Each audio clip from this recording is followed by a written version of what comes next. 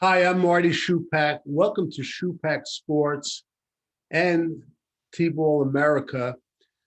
We touch upon different sports and we go through drills. I've been doing coaching my whole life, and really my expertise is drills. And I'm sharing with that with you now, whether you're a parent or a coach or even a league president, and it could be little league, any other league. And we've been touching upon T-ball, so I'm going to go over like 5 T-ball drills. And as I go over it, I want you to try to put on your creative thinking caps.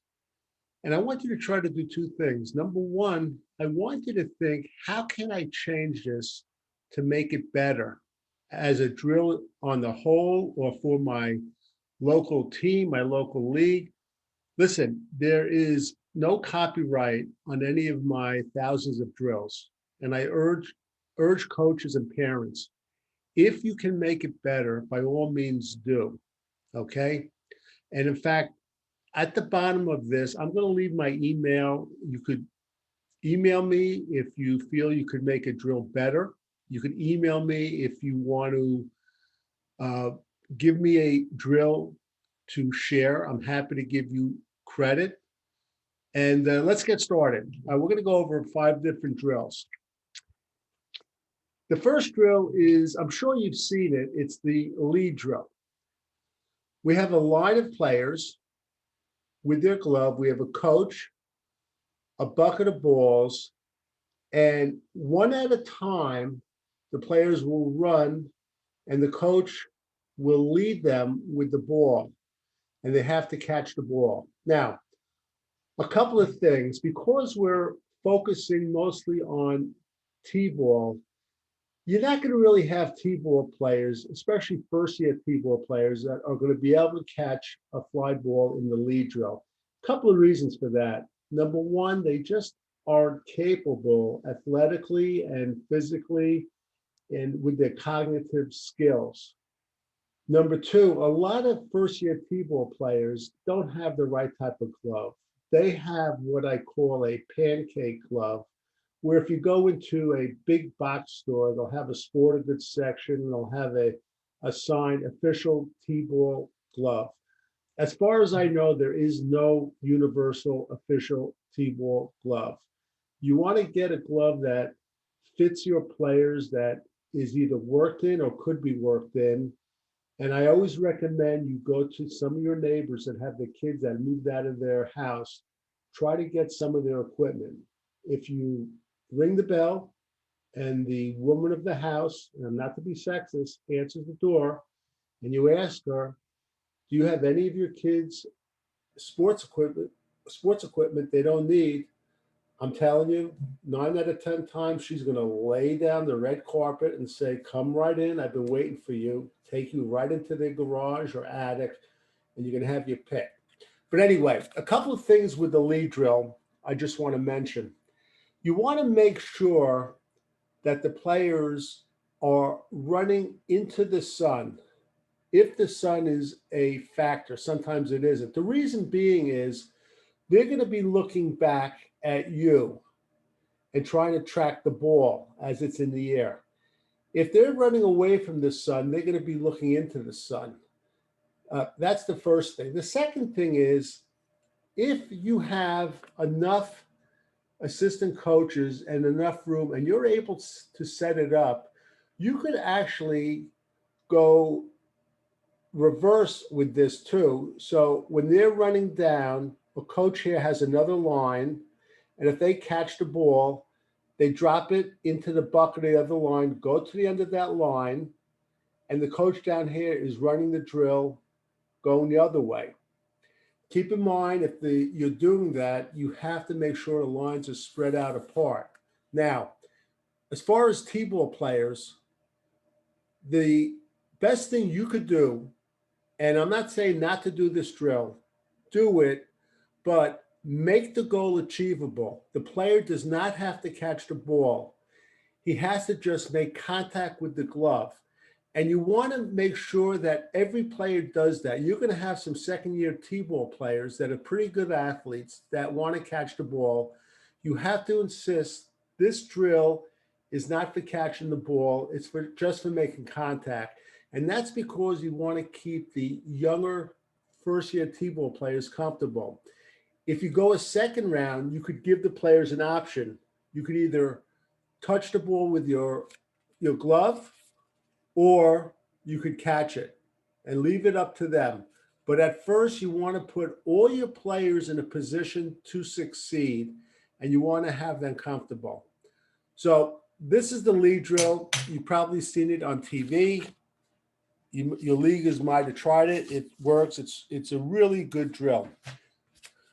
This is the next drill. It's the turn drill. And I find this to be a great drill. I did with my kids in our backyard. And what you have is you have a parent or coach standing across from their player, son or daughter. Okay. Really, in this picture, we should have only had one player, but we have a player with his back to you, back to the picture, and then where he's turned around. And what you want to do is you want to throw a ball and yell turn. The player has to turn around and he has to pick up the ball and try to catch it. Now, younger players, T-ball players, again, try at the beginning where they don't have to catch the ball. They could just swat it down with their glove. This is a drill. You could do this drill barehanded. Okay, don't forget, I have a drill called the knockdown drill, where the players stand opposite the parent and the parent just throws objects and the player just has to make contact with their fingers up. This is a little bit similar, kind of a step up, where the player is put into a challenging position. Now, the beauty of this drill are a few things. You could adjust the distance, make it further, make it shorter, depending on the age and ability of the player. And when I'm saying make it longer, you could make it longer for 10, 11, 12, 13-year-old players. Also, you could start out throwing ground balls. It's a great technique to start this drill. You'll have some young T-ballers that they get nervous sometimes when they're put in a position that is, I don't want to say it's strange, but just that they're not used to. So you want to try to make them feel comfortable, succeed. If you start throwing grounders, it's a great way to start out this drill. Another big asset of this drill, why I love it, is that not only can you adjust the distance, you can adjust when you yell out turn. So if the player does not have great ability or if he's young, you could yell turn, then throw the ball. If the play is very good, you could throw the ball, yell turn. That's up to you. You have to judge it, okay? Make sure you're not really using hard balls. It has to be the soft covered balls that are approved by your league. You could use tennis balls. You could even use Nerf balls. Again, you want the player to succeed. The turn drill, it's a terrific drill. And remember at the beginning, I told you, think of other sports you could use some of these drills with. If you become a basketball coach, even on your driveway or in the inner city, you could have your son, daughter stand 15 feet away, toss a bounce pass or a chest pass, yell turn. They have to turn around and catch it. You could do this in other sports too. And look, I'm a huge NFL fan, and in the summer, I actually go around to different teams to watch some of their practices. And one of the best drills you'll see, they have like a turn drill where they have what's called a jugs machine. I'm sure you've heard of the jugs machine, which throws baseballs. The NFL has a football jugs machine, which the ball comes out at a tremendous speed. So the coach will yell turn, and as the ball comes out, they'll turn around and catch it. Now, the last few years, because of the incredible talent and the way these players want to show off, it's amazing sometimes when they turn, the ball's coming out at tremendous speed, and they'll just put up one hand and catch the ball. I'm sure you've all seen that.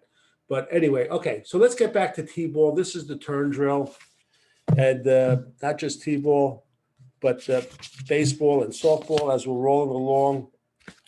Here's a drill which I love. It's what I call a low skill drill.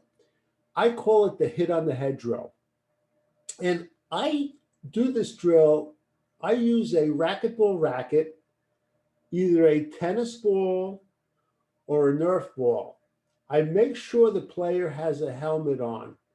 And what the player has to do, after I hit the ball, I'll yell something like go, and they have to look up in the sky and they have to move, try to get under the ball, try to get right under it where the ball hits them on the head. Kids love this drill. I did it with my kids. If they wear the helmet and you use the Nerf ball or tennis ball, they won't get hurt. You could adjust the drill. As of late, I've been telling coaches you could have them put their arms out, and if it hits their arms, it's also a success. Great drill. Again, keep in mind, we're teaching a concept. Concept is to get under the fly ball. A lot of these young kids won't be able to catch it, but if they understand the concept and are able to track the ball, they'll become a better ball player. All right, so that is the hit on the head drill. The next drill I just want to show, I call it the cone tee drill, where I went to the home center and I got one of the largest construction cones. I took it to practice, and instead of hitting off the tee, I had the players hit off the cone. And this is doing a couple of things. First of all, you're not able to adjust the height, obviously. But what you're doing is, and I believe it's part of our job as youth coaches, you want to show your players creativity and flexibility. When they see it hitting off a cone, this is something that's different. But the concept and the activity and the skill is the exact same. And I'm telling you, for T-ball players and a little above, the height of the cone will still be in the strike zone. I don't care how big or small the player is.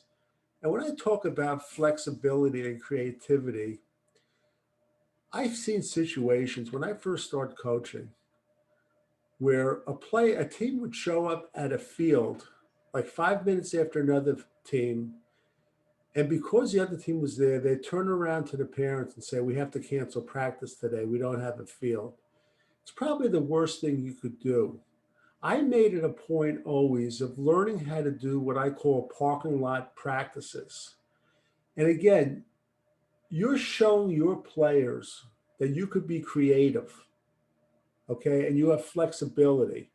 Now, obviously, there are certain drills you can't do in a parking lot. You can't slide. You can't do certain things. I always keep some soft covered balls and tennis balls in my trunk just in case I have to run a parking lot practice. And I'll also keep one of those big red plastic bats and some wiffle balls too. You always want to be prepared. Sometimes I've showed up on the field and the head of maintenance was there. He said, Coach, you can't use the field today. It's too wet. I said, okay. And we were in a parking lot practice. Okay. Now, I'll just tell you an interesting story that happened to me one time. I had been coaching in the league for years. And just the story I told you about a team showing up, I was at a field that I located, and I really didn't tell a lot of coaches because I wanted to be able to run my practices. This is before we could use our regular field. And while I was there, I saw I was coaching 12-year-olds. I saw a young T-ball coach show up, and he expected no one to be there. And he looked at the field and he looked at me. He knew who I was. I'd been in the league for years. I had won numerous championships. I had some sort of good reputation, whether it was deserved or unreserved. And I could see that he was kind of uncomfortable. I made it a point. I ran up to this rookie coach. I said, "Hey, coach, you're here to practice?" He says, "Yeah." I said, "Look, give me like 5 more minutes and I'm going to move to half the field. Are you able to run a practice with half the field?" He goes, "Yeah, sure, coach." And I did that. And what I was doing with this coach, I knew that he thought I would never give up the field. But my insisting that he runs his practice, he learned, and hopefully sometime in the future, he'll pass that on with someone else if someone else shows up too. So, you could do positive things, not just with the players, but also with your fellow coaches that will help your league and ultimately will help your players too. Okay, so that's the cone T drill. Okay, as we move along, and this is the last drill, which again, this is not a high skill drill. It's something that I might call a low skill drill. And it's what I call the balloon toss. All right. And it might seem very basic, and you might say, "Hey, Marty, what are we doing here on a baseball field? This should be in someone's backyard at a 5-year-old birthday party." But I'm going to tell you why this works. You have three players. You have a coach with a balloon. He hits it up, and the players have to go from one base to another base without the balloon touching the ground. And again, T-ball players might be a little young, but if you do it with 7 and 8, it'll work. Even with T-ball players, it might work. You want the players to communicate, and you want to tell the players you have to speak to each other. You don't want the the balloon to touch the ground as you move from one base to the other. Communication to me is so important in sports and in life. So many times I see things happen, mistakes happen because of a lack of communication. So many times I see outside of sports negative things happening because people don't communicate or don't communicate as they should. So this drill can work. And now, if you notice, I have three different shades with the bases here. I just want to point out that I find that T-ball players sometimes they'll know the color of the flag before they know first base as opposed to second or third base. So I like to color spray paint first base red, keep second base white, and third base blue. So it's red, white, and blue. Now, another tip before we close out the drill section too, as a T-ball coach, just like I mentioned, a lot of players don't know first base from home plate. You might want to start your practice and you might want to say to your team, "Okay, everybody meet at second base and go over to second base."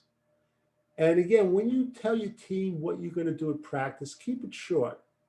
If you want to get together with them again, you might want to use another base. "Okay, everybody get together at home plate." This way, we're reinforcing the bases, what they are. We're teaching the young, new kids what they are. They're going to have a lot of challenges. And one of the biggest challenges is teaching them what a force out is. That's a tough one. We'll get into that in a later session. Okay, but remember, and again, if you speak to them, you face the sun. You can at times get down on your knees so your eye level is even with theirs. Okay, so that's the 5 drills that we're going to touch upon in this section. And I just want to point out a couple of things, and I'm going to show you, tell you about a course I'm involved in. Remember that children, they have certain urges. They have urges when they're on the field. And again, a lot of these kids, they'll be sitting in the classroom all day. They'll have an urge of movement. They want to get out and run. Don't inhibit them. Again, warm up with your team. You could have them run around the infield a couple of times. They have an urge to succeed and get approval. We want to put the players in a position to succeed. They have an urge where they want peer acceptance. Don't tolerate other players making fun of a player, okay? We want them to accept them. They like to compete. You'll have T-ball games. You're not supposed to keep score. I'm telling you, you're going to have some older competitive kids that come from competitive households that will know the score of the T-ball game. And they have an urge to know and to learn, believe it or not, okay? Not just in school, but outside of school. And a lot of times that I mentioned about the keeping score and competing, I get notes from coaches and parents saying, Marty, you're not teaching kids the right thing. You just one of these players that believe in participation trophies and everyone's a winner, which could be further from the truth. When you're on the field against me, no one is more competitive than me. There's a time and a place for it. T-ball is the time and a place we want to encourage kids to be successful at whatever they do. Okay, I'm going to tell you about a couple of my products. First of all, I got involved with this organization I partnered called Udemy, and I have a T-ball course. I usually don't encourage you to spend any money. I've priced this as low as I could. I'm going to put at the bottom of this a link to T-Ball America and tell you how to get to the course if you're involved as a parent, if you're involved as a T-ball coach, or if you're involved in a league, or let's say you're a little league president. I've made this course as detailed, in depth as I could. I also want to mention the 5 drills I went over came from my book, T-Ball Drills. I think it's the last T-ball book. It is the last T-ball book I wrote. Don't spend the money if you don't have it. Go to your library, ask them for it, insist upon it. Don't let them convince you they can't get it because I self-published it. They can get it. The book is also available on an ebook. If you're one of these members with Amazon, I don't think they charge you. The other thing is, if you're going to keep coaching, and if you excuse me, I urge you to get this book and get the hard copy of the book, Baseball Coaching. I have over 300 pictures, and I take you from beginning to end to be a coach. And I urge you, if you can, first take it out of the library, okay, and see how you like it. So with that, I'm going to close it out. Now remember, when it comes to T-ball, T-ball players have 2 fears. They have fears of getting hurt and fear of being embarrassed in front of their peers and teammates. If we as parents and coaches could have them overcome those 2 fears, and we can, these players will succeed and blossom. Until next time, I'll meet you at third base.